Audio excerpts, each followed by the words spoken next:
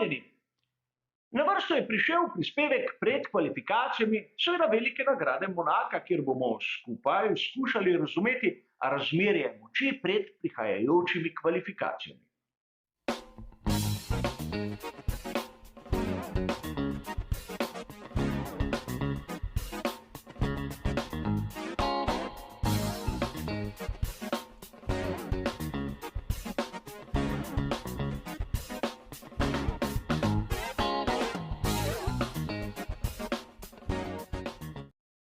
A najprej bomo, kot običajno, nekaj trenutkov posvetili tehničnim novostim ter zanimivostim. Šele v drugem delu bomo našo pozornost usmerili tudi k tistemu, kar smo videli na prvem in predvsem drugem prostem treningu in si skušali predstavljati razmerje sil na samih kvalifikacijah. A verjamem, da pozornost nas, navdušencev, je najbolj prevzela tovarniška ekipa Mercedes s posodobitvami, ki so jih prikazali tu na ulicah Monte Carla in lahko govorimo skorajda upravičeno o Mercedesu 214B. Ne gre sicer za novo šasijo, za nov tako imenovani crash test, ampak vseeno videli bomo vsaj na 3 področjih tukaj velike spremembe, ki pravzaprav bodo lahko povzročile čisto drugačno formo te britansko-nemške ekipe.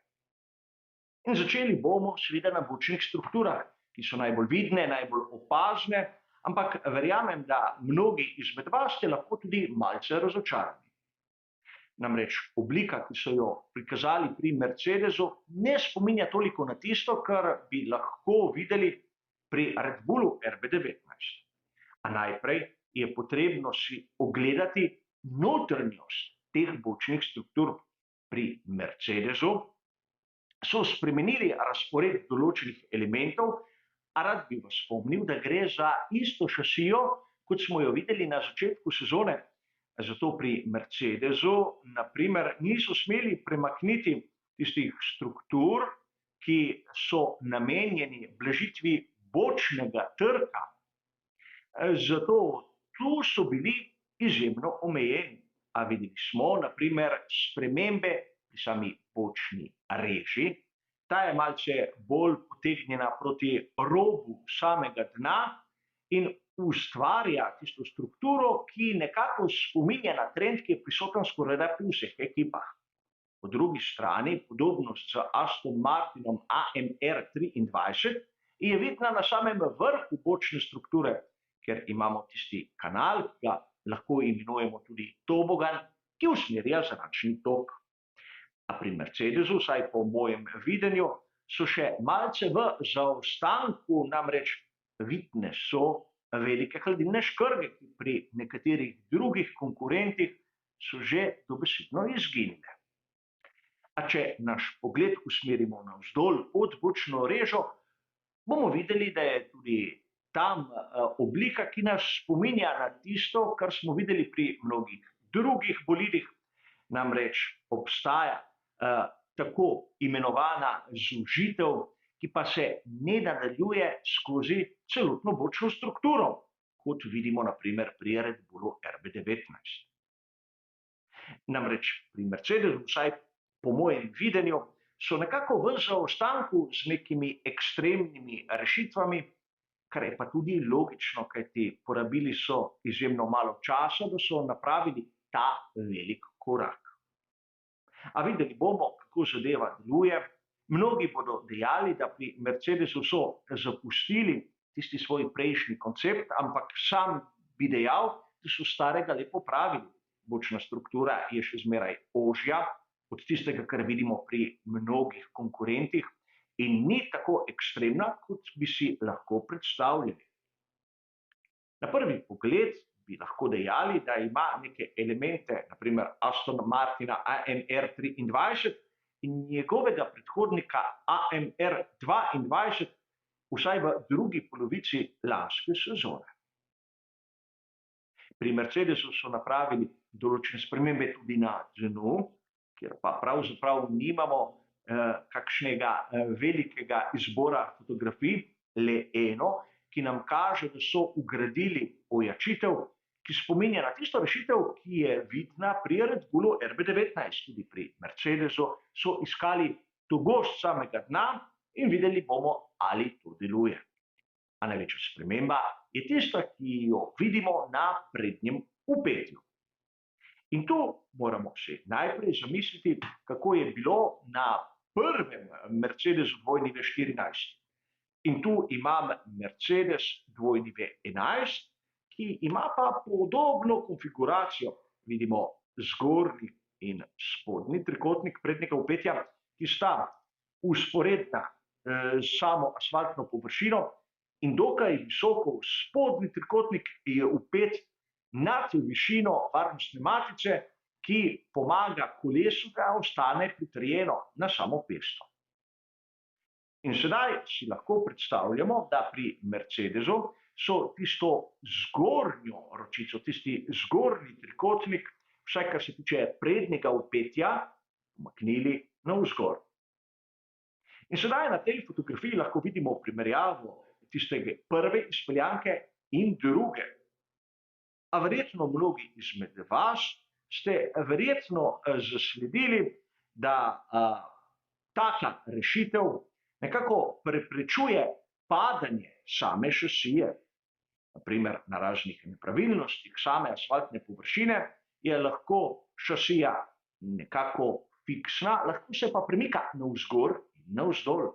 Če vzamemo ono prvo rešitev, bomo takoj si lahko zamislili, da sama pot pesta in seveda kolesa je nekako enakomerna navzgor in navzdol. Ampak, če premaknemo prednje vpetje navzgor, je tudi ta premik navzgor bistveno bolj težak od tistega, kar je v prvi varianti. Seveda, sedaj sem vam to prikazal na izjemno poenostavljen način in seveda ne trdim v nobenem trenutku, da je vpetje bolida Formule 1 enako sklepu vsakega izmed nas. A upam, da sedaj razumemo, kje je razlika te novosti na tovarniškem Mercedesu W14B. A seveda ustavili se bomo tudi pri Aston Martinu, kjer imamo neko zanimivost. Vidimo lahko notranjost zavorne košare in kako je speljan zračni tok, ki vpliva na prehod temperature iz zavor preko pesta na platišče in konec koncev na pnevmatiko. Vidimo izjemno dodelano rešitev, ampak to sam smatram za zanimivost, ne toliko za novost. Kar se tiče novosti pri Aston Martinu, so tu prikazali nov zadnji aerodinamični stabilizator. V uvodnem prispevku smo govorili o tem, da v Monaku je treba imeti visoke količine aerodinamičnega oprijema, zato tudi tu pri Aston Martinu lahko vidimo rešitev, kjer je pomožni profil pod izjemno velikim kotom, mislim, da največjim, kar ga bomo videli letos. A sedaj se lahko začnemo spraševati, kaj lahko pričakujemo od samih kvalifikacij. Prvi prosti trening, kot običajno, ni bil mirodajen, a na drugem smo videli, da Red Bull ni tako hiter, kot smo bili vajeni. In kvalifikacije v Monaku so ključnega pomena. Videli smo na prejšnjih velikih nagradah, da Max Verstappen je bil sposoben zmagati, čeprav je začel v ozadju. V Monaku je sicer to v teoriji možno, ampak izjemno malo verjetno. In videli smo po drugem prostem treningu, da sta bila oba Ferrarija dokaj blizu, bliže kot običajno. In res tudi Carlos Sainz mlajši, kljub nesreči, je bil tam, ampak to je samo dokaz, da je vozil na polno, da je iskal ono mejo. Upam, da jo bo našel do kvalifikacij in predvsem dirke za veliko nagrado. A kljub vsemu lahko mirne duše rečemo, da pri Red Bullu se niso toliko skrivali. Namreč razlika med Maxom Verstappenom in Sergijem Perezom je tista, na katero smo malce navajeni. Ne smemo mimo dejstva, da še prej omenjeni Aston Martin, predvsem z Fernandom Alonsom, je tam, kjer ga nekako pričakujemo. A vseeno AMR 23 še ni zrel, da bi odkrito lahko napadal Red Bull. Sicer na sami dirki se lahko zgodi karkoli, ampak o tem se bomo pogovarjali v naslednjih prispevkih. Kar se tiče kvalifikacij, ga ne vidim dlje od zadnjega mesta v drugi vrsti, a videli bomo, kaj se bo zgodilo.